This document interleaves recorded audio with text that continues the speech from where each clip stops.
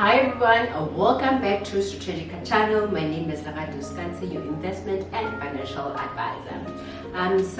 Remember that Strategica is a channel that is totally dedicated to giving you guys personal finance tips to make sure that you're improving on your finances on a day-to-day basis.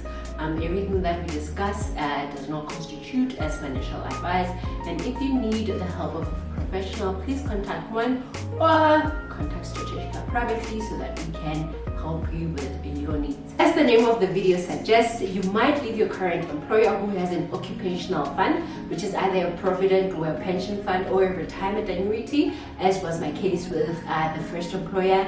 And then now, as you move to a different employer, they also have their own retirement fund, occupational fund that is in place. Or you can go to an employer that actually does not have a retirement fund in place. Or you can leave your current employment to actually become self-employed, and then you become a consultant or whatever it is that you want to do. You might end up becoming a farmer and you change disciplines altogether.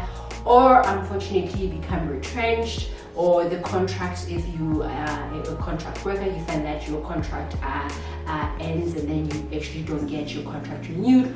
Or you might still be on the lucky side of things, and then after the contract ends, you also enter into another new contract.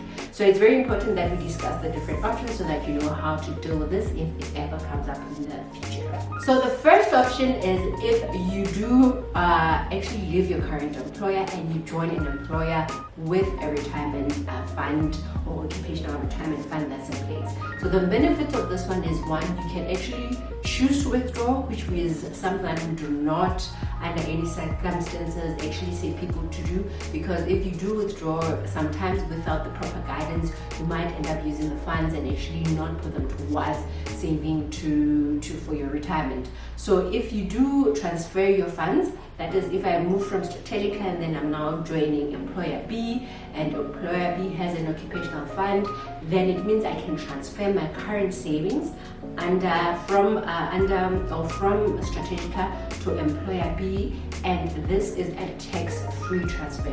So this means that the transfer that goes from fund A to fund B does not attract any taxes. So from a tax point of view, it is quite tax effective for you to transfer to another retirement fund if you are actually changing jobs. So make sure that in the future, when you do, going through the interview process, you do ask your current employer, do you have a retirement fund? If they say yes, then you actually then check if the transfer from your current employer to that future employer is actually possible. You can make very huge savings in terms of the tax on that transfer. So the second option now is if you have a lump sum benefit. So the thing is, now I have left employer A that had that retirement fund in place and I have the benefits, and now I actually join an employer that does not have these retirement fund in place. So the first thing that you want to do is to make sure that, one, you can either preserve those benefits.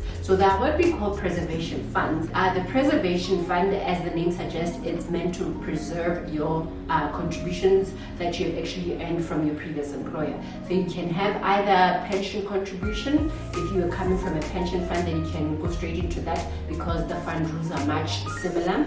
If not, you can go into provident preservation if you're in a provident fund, and then you go into a provident preservation fund. So the only catch with preservation funds is, as the name suggests, we are only preserving funds. As much as the lump sum that you put in will be earning interest and it will be growing, the only disadvantage is that you can't actually contribute towards that fund. So once you put in the lump sum, then you have to actually leave it there, and you will only access it when the retirement age comes. So normally the retirement age is around age 55, but it might differ if there are different fund rules. So remember, if this is an option that you want to take, you actually ask the right questions in terms of when can I access the money, how much can I actually access as well, because it might differ. Pension funds, you can only access the pension preservation fund, you can only access a certain portion of the funds at retirement, whereas a provident fund, on the other hand, you can actually get 100% of the funds. So the third option, and I'm sorry guys, the sun is doing a number on us, so the light might have changed a bit, so excuse me for that. So then the third option, as I wanted to say, is what we call a retirement annuity. So unlike all the retirement funds we've discussed previously, this is not an occupationally based fund. So this means that any person who wants to start saving towards their retirement can become part of a retirement annuity fund.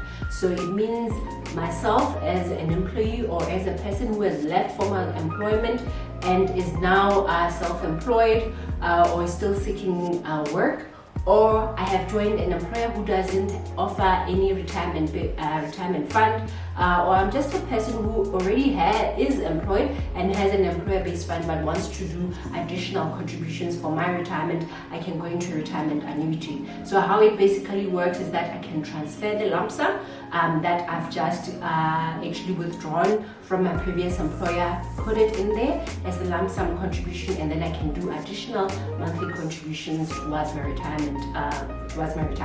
So like any other fund, it will be earning interest and growing as I actually make the additional contributions on a monthly basis. But the only catch with this one as well is that the retirement age, or the only time that you can get to access the funds, it is at age 55. And at age 55, you can only access a third of the funds that have actually accumulated into this particular fund, and then the 2/3 will be used to purchase an annuity. So the annuity is those monthly incomes that a person gets in retirement, or the monthly pension, as most of us might know it as. The fourth option, if you're a very influential person, is that upon joining the new employer, is to make sure that you can start talking to them if they do not have an employer-based retirement fund, is for you to ask them to join an umbrella fund. By them joining an umbrella fund, they will be part of a retirement fund set up that is already operational and also offers other benefits like cost savings given the structure of an umbrella fund, and you will now be part of a participating employer, and your previous benefits can actually be transferred into this particular umbrella fund. But one other thing that we need to be aware of is when you leave your previous employer, there is a grace period that you are given where you can still be in the fund as you're trying to make up your fund where it is that you want to go. So whether it be to a retirement annuity fund, whether you're actually going to withdraw and use the funds, which is something that we do not want to even discuss because it's never an option that we want people to take. As much as sometimes there might be needs that actually need you to use the funds, but we want you to be putting as much as you can away for your retirement. There's the other option whereby you can have a new employer that actually has their own employer-based retirement fund, or you can put it into your preservation fund. So like I'm saying, the different options that we have discussed today are available to everyone, and we need to just then, when you are leaving your current employer, sit down, start thinking about what it is that you want for your future, and start thinking about the different options that are out there for you so that you can make a good informed decision that benefits you in the future.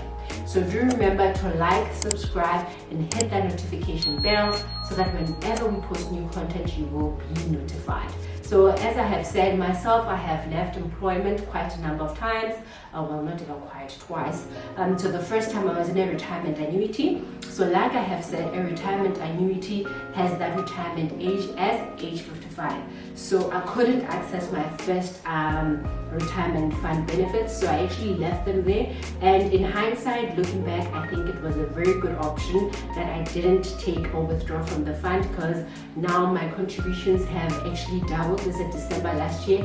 They had doubled from when I left them in 2015, and I haven't done any additional contributions. So the growth that I have seen has simply been the power of compound interest. So kudos to me. And so seeing that fund has actually been quite a huge eye-opener as well, by seeing how the power of compound interest comes into play, and how over the 7 years or so I have doubled the contribution that I had last made in 2015. Then I also left my second employer. Then I had a provident fund. So from that provident fund, I actually withdrew all the funds. Some of it I invested in my business.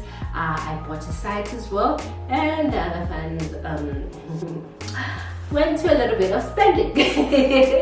So yes, as much as I know that I'm advocating that people do save, is because I know that whenever you withdraw those funds fully, quite often than not, you're actually going to find yourself spending the money and not actually doing the things that you actually want to do. So preserving them, which is putting them in a preservation fund, going for that retirement annuity, or actually transferring them into another retirement fund, is the best option, so that you don't find yourself doing a little bit of spending. So with that said, everyone, thank you for watching, and I'll see you next time.